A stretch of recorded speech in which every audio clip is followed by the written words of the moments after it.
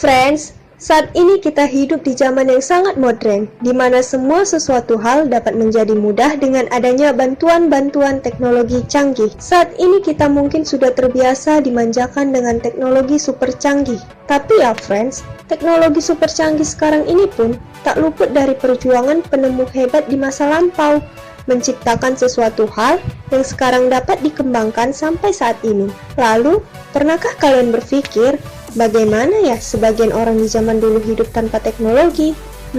Kira-kira jawabannya apa ya friends? Nah, jadi gini friends, bukan hanya orang zaman dulu saja loh yang hidup tanpa teknologi.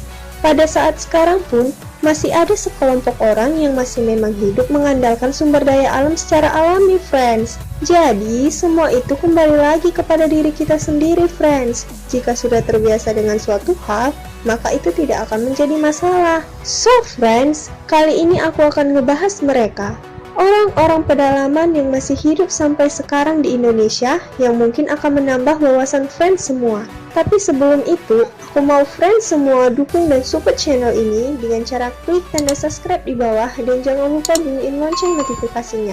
Kalau kalian suka sama videonya, kalian bisa like dan share. Oke friends, let's go!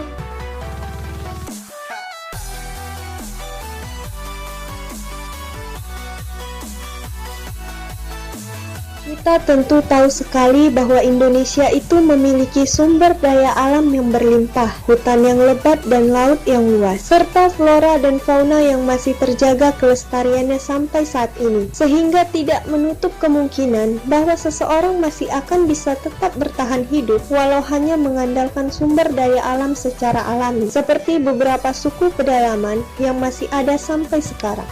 Suku Korowai dilansir dari Wikipedia, adalah suku yang baru ditemukan keberadaannya sekitar 30 tahun yang lalu di pedalaman Papua, Indonesia, dan berpopulasi sekitar 3.000 orang. Mereka hidup di rumah yang dibangun di atas pohon besar dan tinggi. Beberapa rumah mereka bahkan bisa mencapai ketinggian sampai 50 meter dari permukaan tanah. Suku Korowai membangun rumah di atas pohon bertujuan agar terhindar dari binatang buas dan juga gangguan dari roh jahat. Suku ini takut terhadap serangan Laleo atau iblis yang kejam.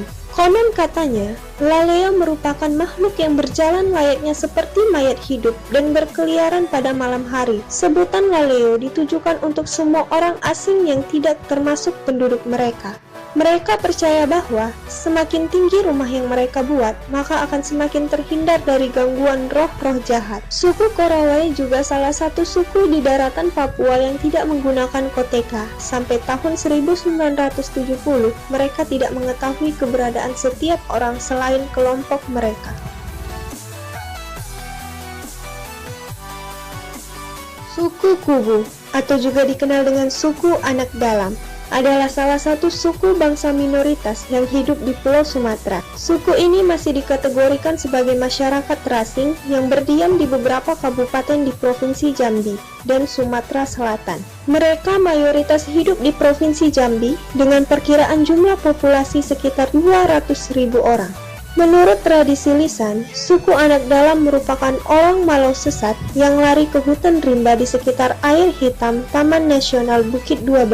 Mereka kemudian dinamakan Moyang Segayo. Tradisi lain menyebutkan mereka berasal dari wilayah Pagaruyung yang mengungsi ke Jambi. Pernyataan ini diperkuat karena adat suku Anak Dalam punya kesamaan bahasa dan adat dengan suku Minangkabau, seperti sistem kekeluargaan matrilineal.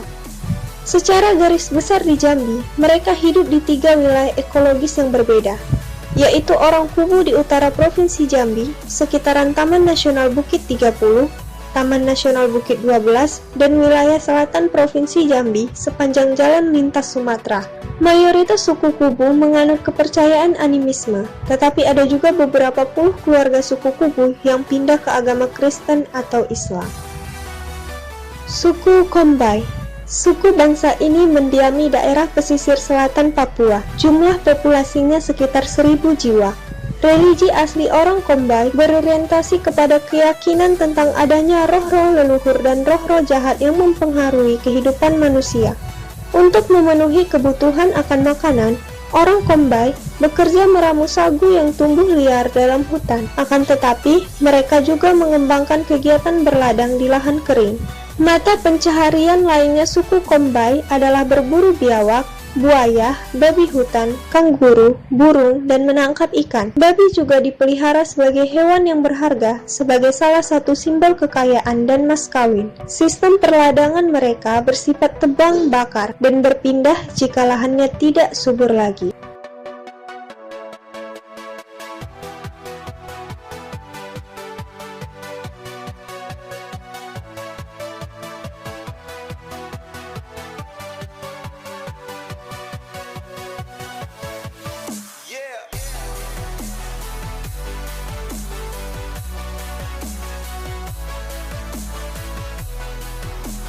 Nah, itu tadi friend, suku-suku pedalaman yang masih ada sampai sekarang di Indonesia. Tak luput dari semua itu, kita harus dapat menghargai keberadaan mereka.